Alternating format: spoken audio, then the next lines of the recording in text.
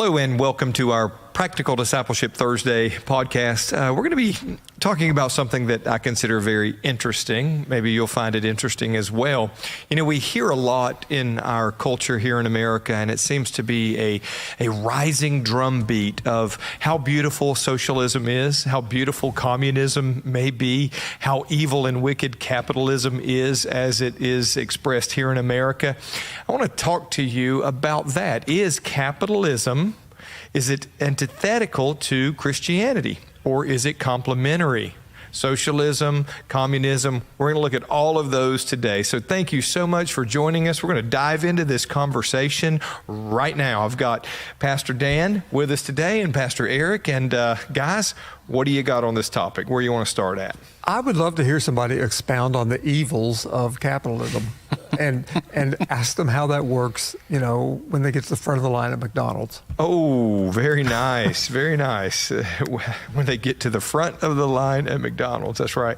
Eric, any opening thoughts on the idea of capitalism, Christianity, or any of the socioeconomical structures that are embraced today? Yeah, well, so I was looking at what are the typical arguments against, right? When you want to impose it on Christians that we should go a different direction than capitalism, right? What are the typical arguments? And the typical arguments go to motive. And so at the end of the day, if you're trying to legislate motive, you're not going to help yourself. Like it's going to remove every possible scenario. I think we can honestly and earnestly agree at some level. Each system we're presented with as an option has its own flaws, has its own vulnerabilities, right? Right. We have the luxury of sitting within capitalism and seeing its flaws and being able to criticize. Right. Right. But the people that want to offer new solutions have never tested those solutions. And the people that have tested those solutions end up running their butts right here to America, where we have capitalism and they can be in greater control of their destiny. That is an inconvenient reality, but yeah, it's right. true. So those who actually have tested other methods find themselves pursuing this. Now there are unique groups like Mennonites and the Amish who kind of remove themselves from the grid and pursue self-sustainability, but they still end up having to integrate and use the capitalist system at some point. I think it's the greater path to freedom, but we know with all freedom comes a responsibility to use that freedom well. Right. And so to force people through legislation or using the government to impose a different form of a monetary system or a purchasing system is unnatural and is going to cause its own level of rejection and devaluing of somebody at some point, or some service at some point, some product at some point. Right. So we just need to be honest enough to recognize there are flaws with all of these. We're in a broken world. Right. We are not going to create a perfect system. Looking to the government to create something for us actually takes it out of the hands of the people that believe themselves to be most responsible, most generous, most wise with their money, and ask somebody else to govern that for them. I think is extremely foolish. And that is also not a model that we see within the context of Christianity. So there's a couple of things. One, I am hearing over and over by a younger, inexperienced, and I'm not trying to be demeaning. I'm just saying I'm hearing this from young folks who don't know what they don't know. Mm-hmm. And it is so prevalent on social media and social media platforms where everyone has been given a voice to share their opinion, which very often and increasingly is inconsistent with reality. But I'm hearing these narratives being perpetuated, and this is why we're doing this. This is why we're talking about it. I hear people decrying the evils and the anti-Christian narratives associated with capitalism. Some of the things that I do hear is people's praise, and I guess this is coming out of our systems of higher education, their praise for socialism. Mm-hmm. So I've kind of taken a different route that I want to kind of see what you guys think about today. I want to look at the community effects, because one thing that we hear is that capitalism lacks compassion for the poor.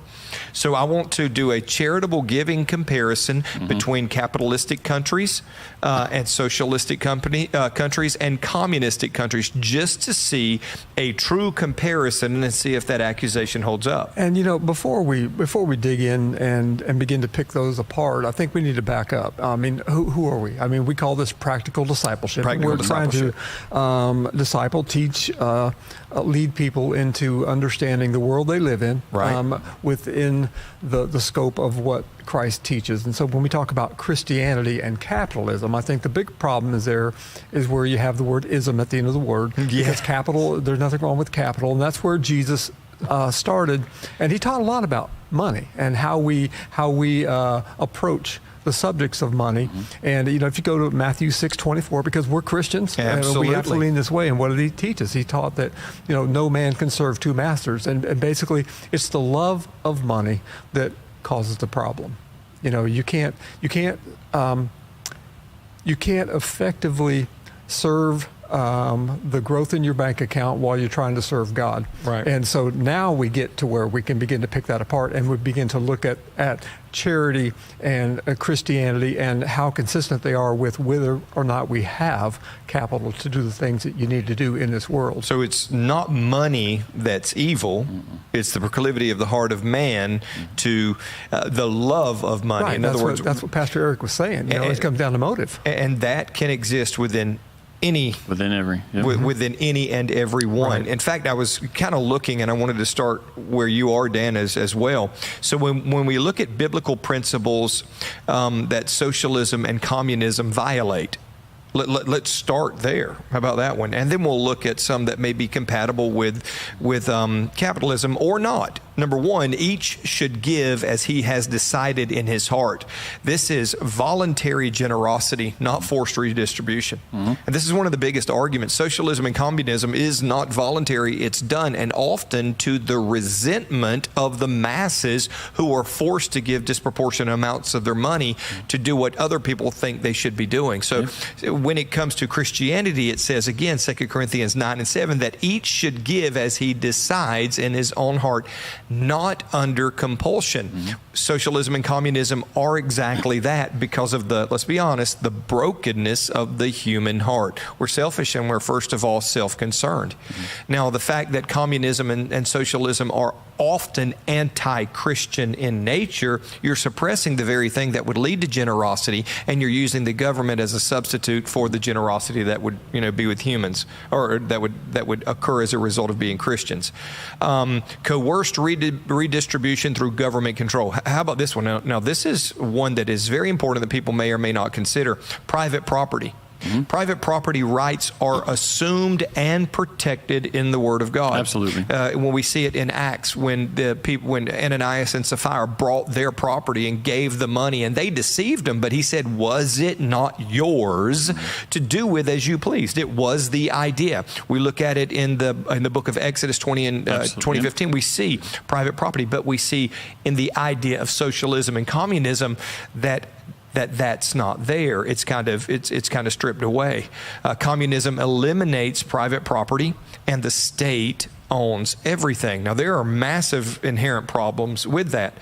Another couple of things that are anti-scriptural, and I'm not saying that these don't exist within some of the isms of all of them, but it is the personal responsibility, and this is a huge one.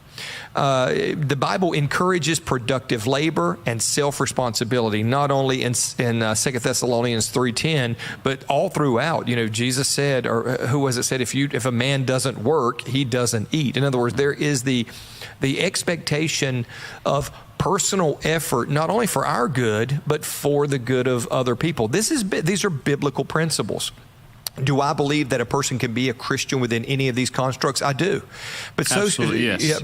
Socialism may disincentivize work if rewards are not tied to effort. In other words, the merit aspect. The Bible talks about being a steward. He who sows sparingly reaps sparingly. You see all of these principles. And that's in those situations, that's not only unfair to them, it's unfair to the people they're ripping off because of laziness or whatever. Again, when you look at de-incentivizing as a corporate structure, I just don't see that there's a whole lot of wisdom or good effects functionally that we see around the world. So I see you guys writing. What you got? I'm just trying to remember what you said. Well, so I was going to go to that's personal responsibility goes right along with self-discipline and self-governance. And I don't mean self-governance in the sense like being an anarchist. What I mean is we have a nature, and we go right back to Scripture, for us to look for a ruler over us. We're always trying to find somebody to put between us and God as a mediator for us, because we know we're just bad at things. We know we're lazy at things. And so those that are lazy-minded, those that are not interested in self-discipline, look for somebody else to govern them. And so they're looking for, well, I just need a system in place that takes everything from me to give to somebody else. But usually the mindset, I would say, predominantly the mindset is actually to take from others because I have an unfair lower level of income or revenue. And so I need them to fairly take that from somebody else and give it to me. And so we're depending on another entity to steal from, to give to, thinking that we'll be the recipient of. But the majority of us are living in a condition where if we employed this, we'd be giving it up to give to somebody else. Yeah, so, and the way it's presented, it can sound good in academia, and you can pull on the heartstrings of people. But something Christianity does and this is practical discipleship, is it critiques the sin within any of these systems. And I think that's important. So when we look, the Bible elevates personal responsibility. It says, I must not only take personal responsibility for my behavior, but also the motives behind that behavior. That is something that is promoted, personal responsibility, free will. That what I do because I love God and I love people, not because I'm doing it under compulsion or manipulation. Okay, that is important. Those that critiques, again. The other one is the idea of stewardship. The Bible is all about stewardship. It says you work with your hands. Why? That you might have to give to others, to help. So we're looking at stewardship of personal belongings, of the blessings of God, in our lives, and the distribution even of our wealth. The other one is voluntary charity. Again, it says when you do your alms, don't do them, or you give your gift, don't do it to be seen of people. Don't do it for show or what's the word people use now when you do something it's really kind of some of this new phraseology. Oh, yeah. Anyway, you do something to be seen. It's all virtue signaling. Yeah, there you go. Virtue signaling. Yes. See, I'm not that disconnected. Anyway, so the private property idea. Again, and the dignity of work. We should do everything that we do as unto the Lord, not for even some communistic thing. And that's the beauty and some of the things that I don't see as inconsistent within the context of capitalism and Christianity and America as a nation. I know that the terminology of what Christian nationalism and all of that is out there. But the reality of it is, as a Christian, I can absolutely be loyal and committed and love the country that God has placed me in. There is no contradiction, and love God at the same time. I can take responsibility for what that government is doing and how it is behaving, and contribute to or detract from it, and not be at odds with God as a Christian. So, Dan, any insight? Yeah, man. Let's back up to something you said there. You said the teaching against capitalism and determining it to be evil is a popular and trending thought in academia. But let's think about academia for a moment. Let's think about academia and the concept of Christianity in general. Academia and Christianity don't necessarily go hand in hand.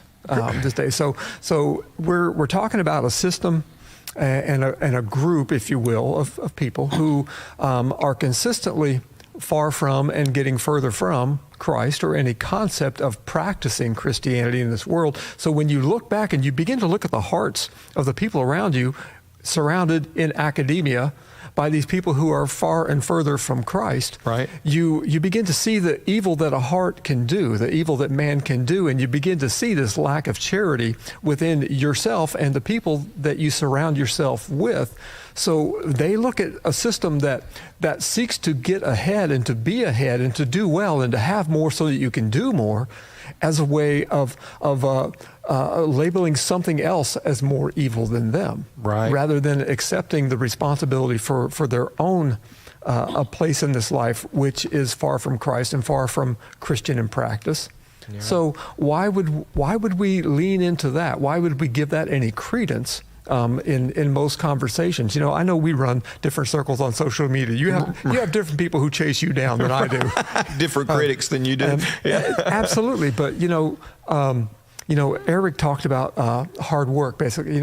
Capitalism, it rewards hard work. It rewards innovation. But hard work and innovation are anything but sinful. Right. They're absolutely. Not inherently sinful, for sure. No. And they're attributes of, they're the result of being made in the image of God. Right. But let's take laziness on the other hand, because he mentioned laziness. Right. Also, laziness is sinful. It's labeled as sinful when we choose not to do and let someone else take care of us and let someone else meet our responsibilities. Now we are not being who we were designed to be. Yeah. And when we're not being who we're designed to be, we are doing other than God purposed us for in this life, and that is sinful. Yes, slothfulness is anti-Christian.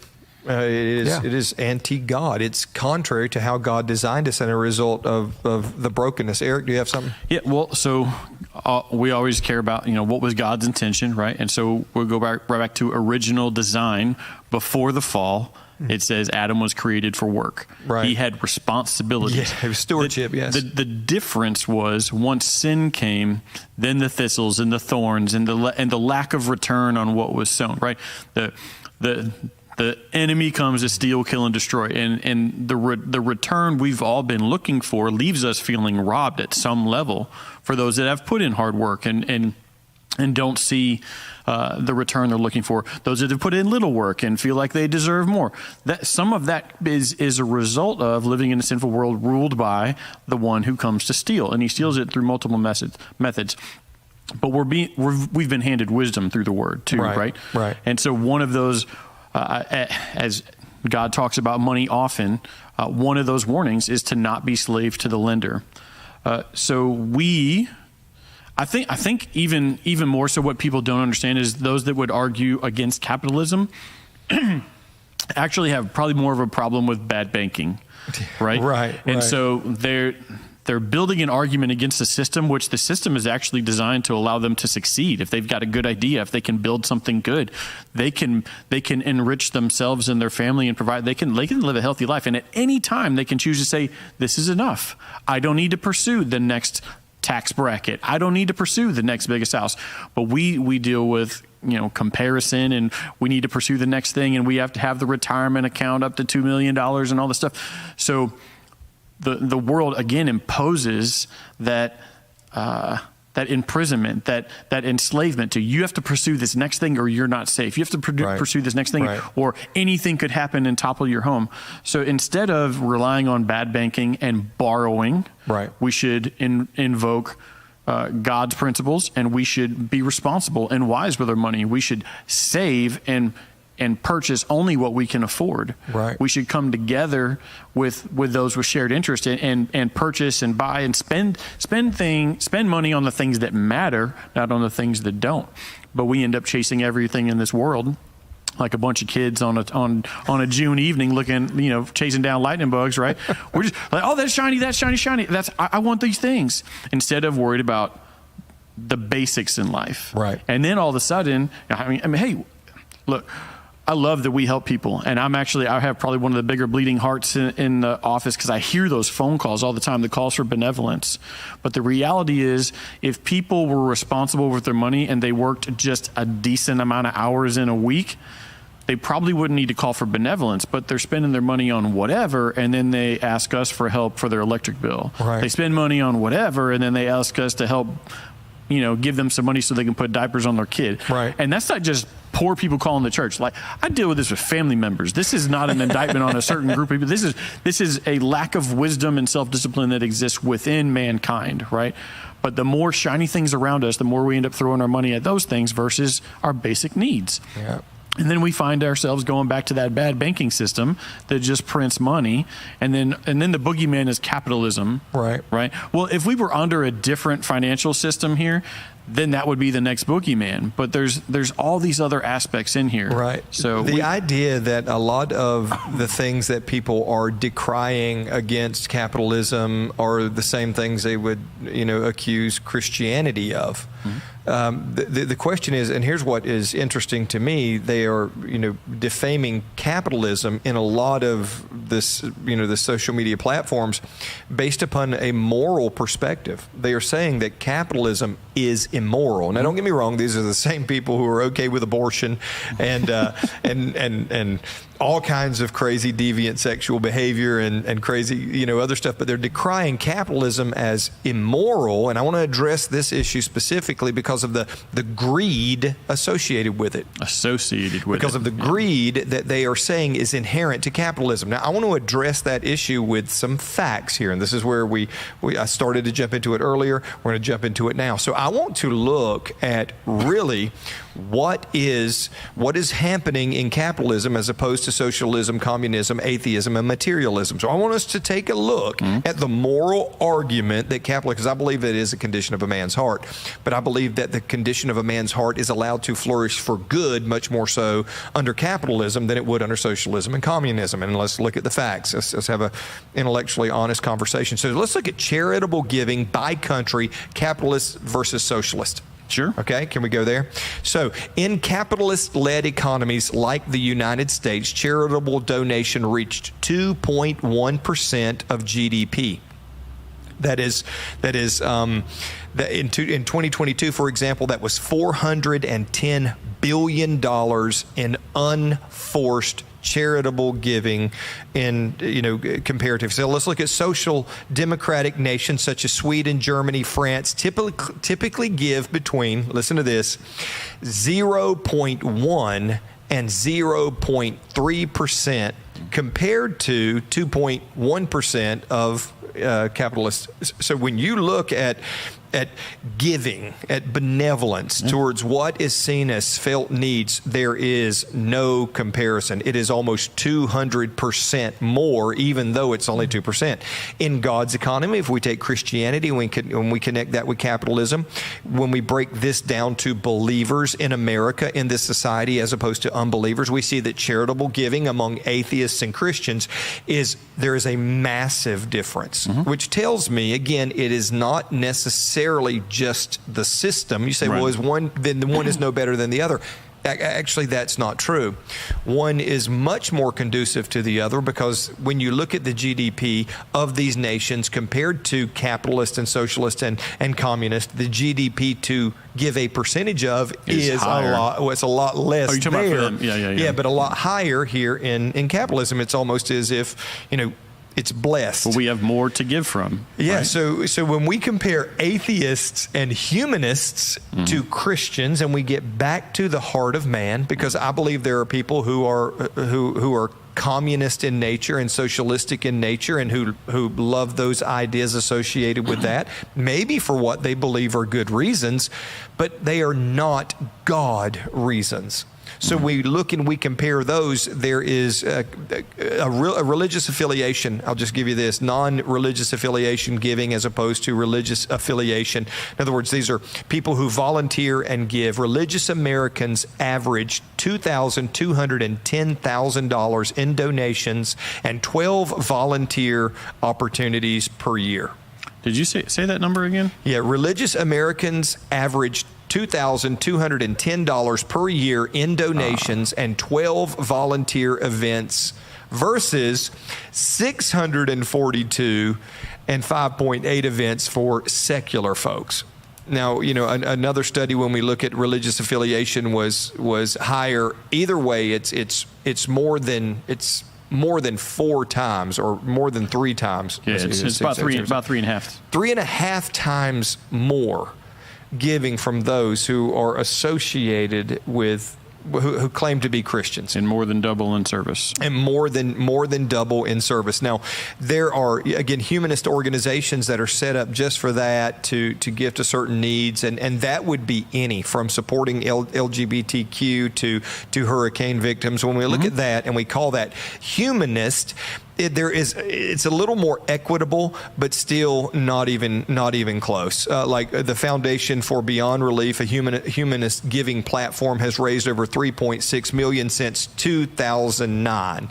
So we're looking at that as if that's a lot, but that absolutely pales in comparison. And also, again, the causes are a lot different. So very often we see those causes promoting things that are not necessarily good or conducive for community growth in the area of finances or anything else. So there are some amazing snapshots out there that just shine light on this. So some key takeaways from this is, as capitalist societies consistently show higher private charitable giving as a share of their GDP, and the GDPs are notably higher.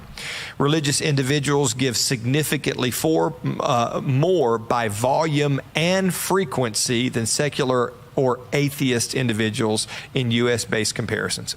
So we're seeing these arguments that people have from a humanistic perspective against socialism, and the ones that are often shared against Christianity, do not show, listen to this, the compassion that they say they have to cast aspersions against capitalism and Christianity. And I'm not lumping capitalism and Christianity together. I'm just saying Christianity flourishes within a capitalistic context. Communist and socialism always end up being religiously oppressive, unless they are ran by a religion. We would be talking about Islam and and that type of thing. So when we look at these arguments and we look at the functionality of it, sometimes the best of intentions, when ill-informed, they don't produce the best results. And I think that's fair, right? Like, it's good for us to extend that grace to those that are making that argument. They have good intentions. They think they've got the solution to fix the problem, but we get really focused on one problem.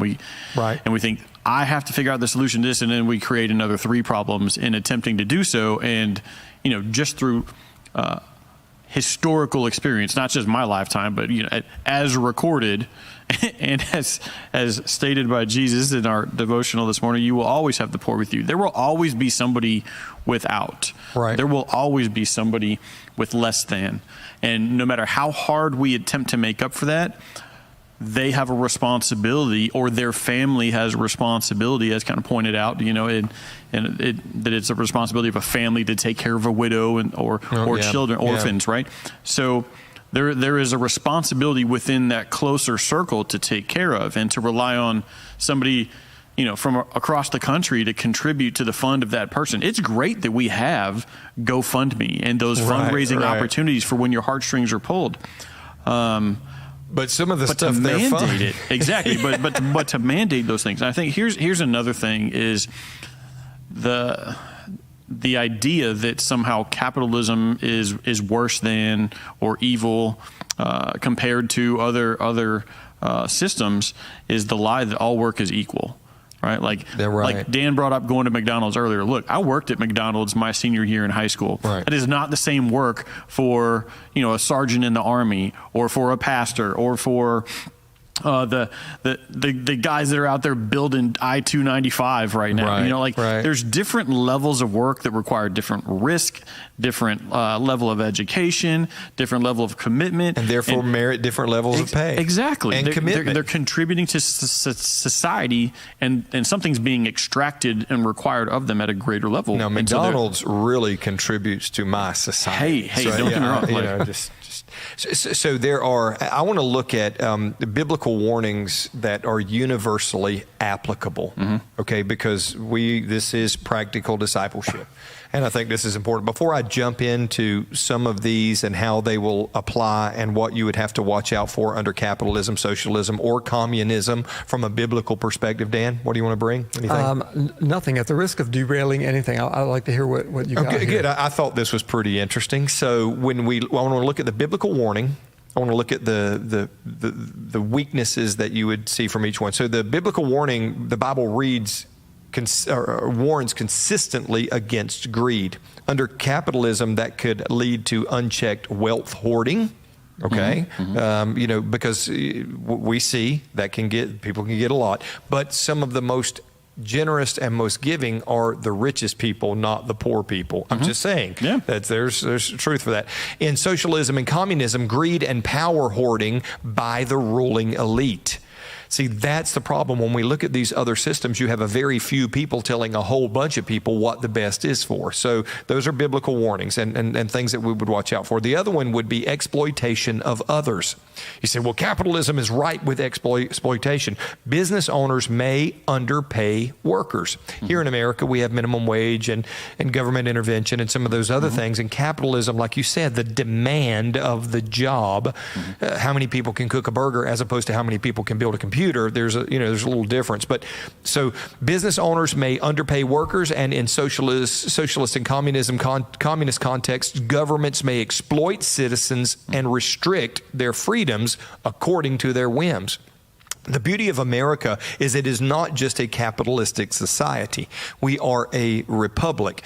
And the beauty of America as a grand experiment is that all of the rights that you have and that I have is acknowledged by our government as not coming from our government.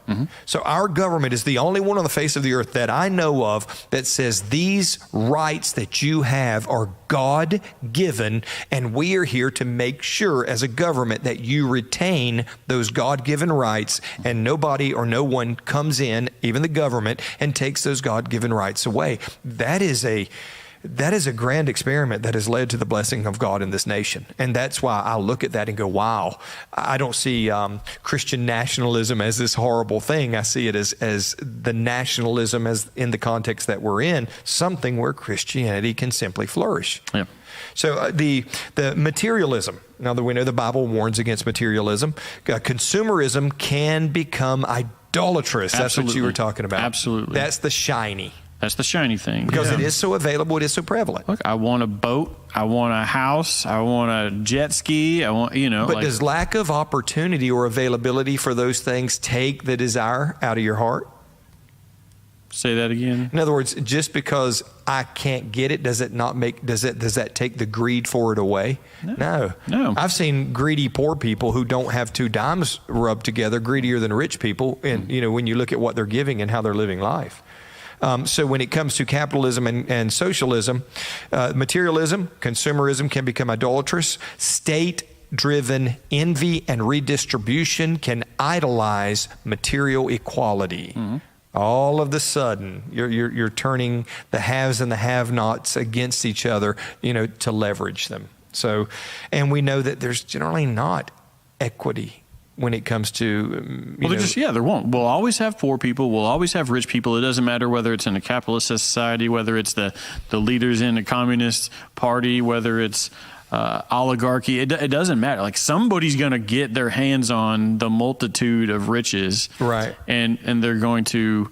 But that's the one cool thing about capitalism, has created this scenario where if you were born with to parents who had two dimes, they could, like that's all they had. Like, you can grow yourself out of that. You can work hard and get to a place where you experience financial freedom. You have room within your budget to bless others and be benevolent.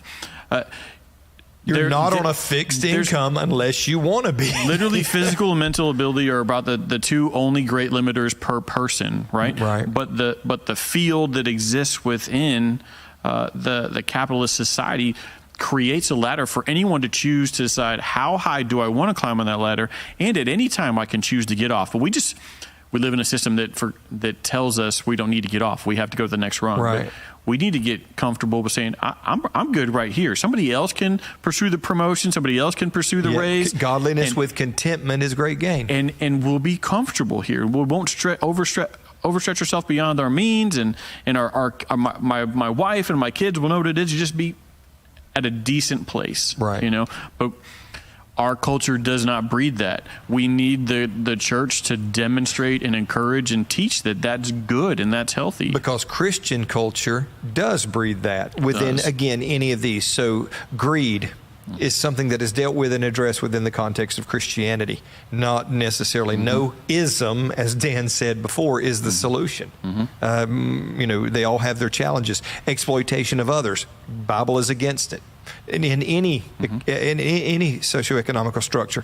Materialism. How about the neglect of the poor? Again, this is often the accusation. The wealthy may ignore the needy.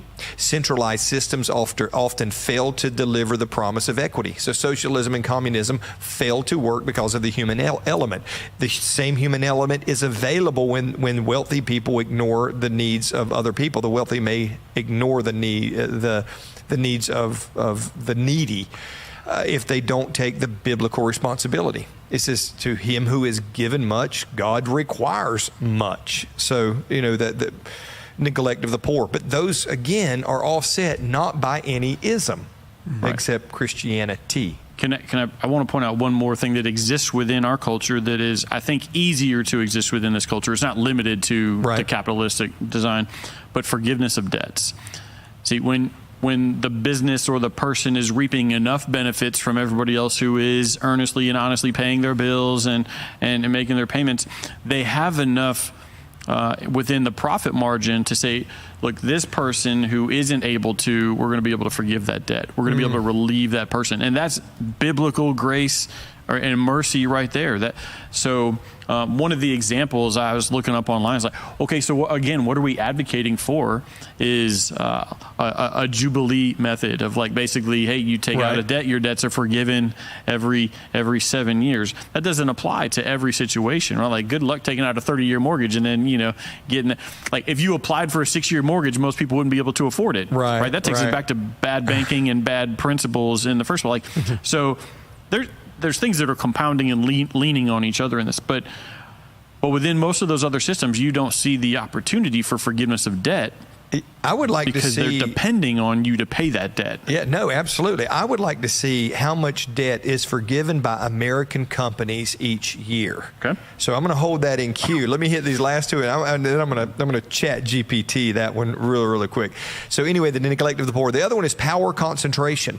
In a capitalistic society, it can become monopolies. Now we have laws against that, and antitrust laws and things like that. In state bureaucracies with little accountability, in socialist and communistic structures. You're talking about who is holding them accountable. There are no checks and balances, and the people don't have a voice other than riot in the street and coup. So the other one is injustice and corruption in markets lacking regulation. Most of the markets in America are highly regulated. Is there corruption? Yes, because there are people. In other systems where dissent and free speech are suppressed, socialist and communistic regimes often have mass suppression, and freedom of speech is not a thing, especially in the area of Christianity. We have the thought police now in Europe. You can't even pray silently in front of an abortion clinic.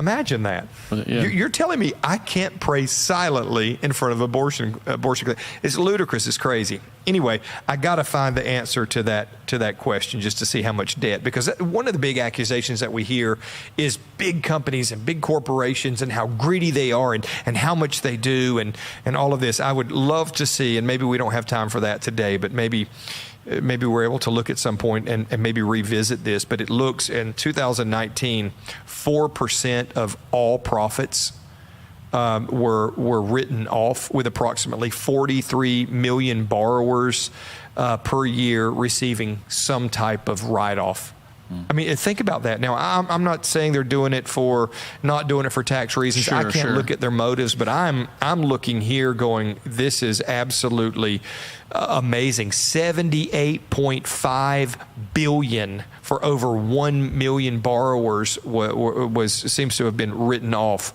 This is in public service loans and forgiveness and those type of things. Consumer debt forgiveness, $30 billion to $40 billion per year written off. And yet, people are going, hey, these guys are in it for nothing but the money. If they were in it for nothing but the money, they would have laws so strict that put you in jail instead of writing it off. That would make you enforce labor camps, And the alternative to borrowing, right, is either you buy it from the one who's capable of loaning in a capitalist society, or you buy it from the authority, the government. Right. Or borrow it, right? Well, okay, so look at college loans. Do those get forgiven even when promised? No. Right. The method is not there. Why? Because those that are in governance, they have a responsibility to the taxpayer to collect that money back. But the person who is lending out of their generosity has the ability to cancel the debt at any time because they've also made a profit.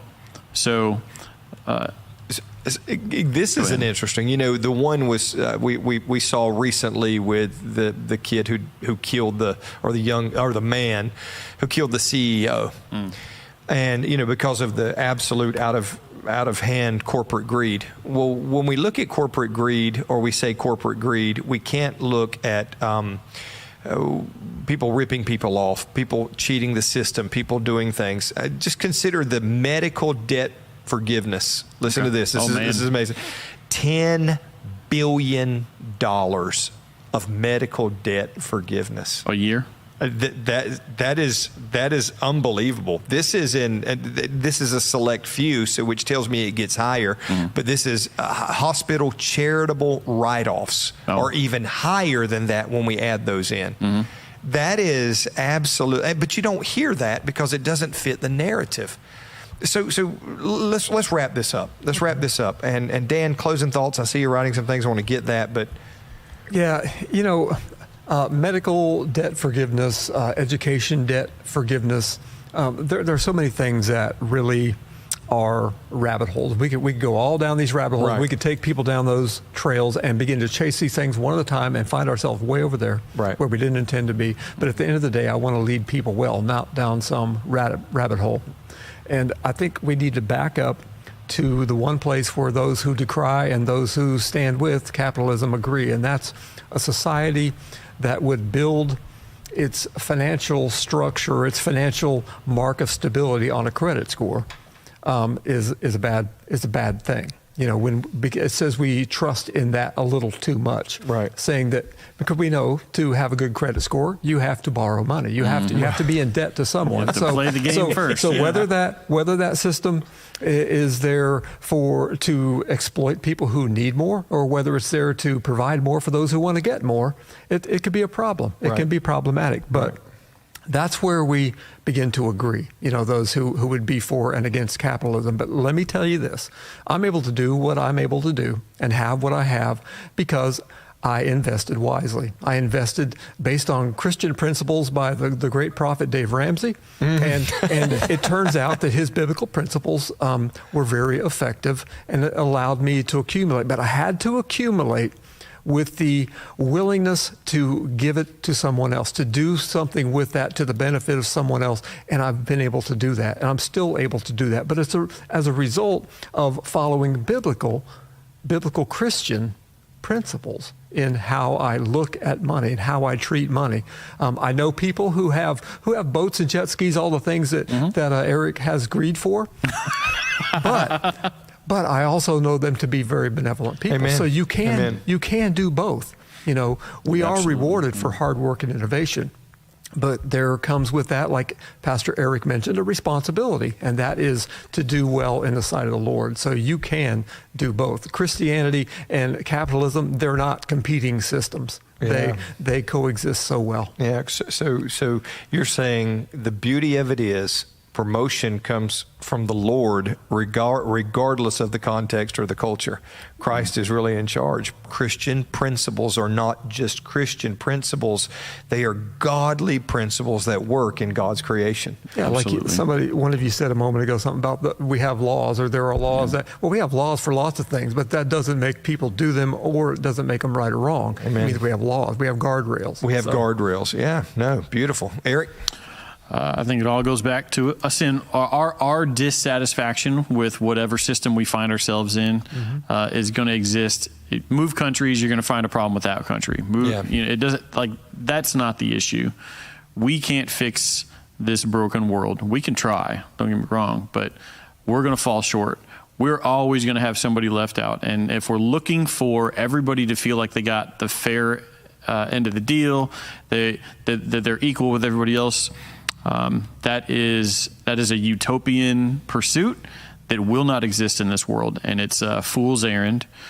Much better to pursue to gain all you can, so you can give all you can and make up the difference that you see out there. Right. Instead of imposing it on somebody else, take action. If you see something wrong, take action on it. Yes. Make that your responsibility. That's why it's been shown to you in the first place. Amen. Instead of getting mad and forcing somebody else to get in your train and do the work for you. Yeah. So we're not looking to leverage other people's mechanisms to fulfill our agenda. So maybe you're one of those people and you say, well, I am filled with compassion and I am fed up with corporate greed and what other people aren't doing that they should be doing. I would encourage you, take the Christian view, take the Christian perspective and ask, what am I doing? Am I doing what I can to do? Am I out holding a sign in protest and trying to tear something down? Or am I working with my own hands, that's what the Bible says, in order to be able to give to those who are in need? You see, one of those works, one of those builds yourself and builds others and builds good in the community. The other one becomes something that is destructive. So let me help you. Satan, or the enemy, comes to steal, kill, and destroy.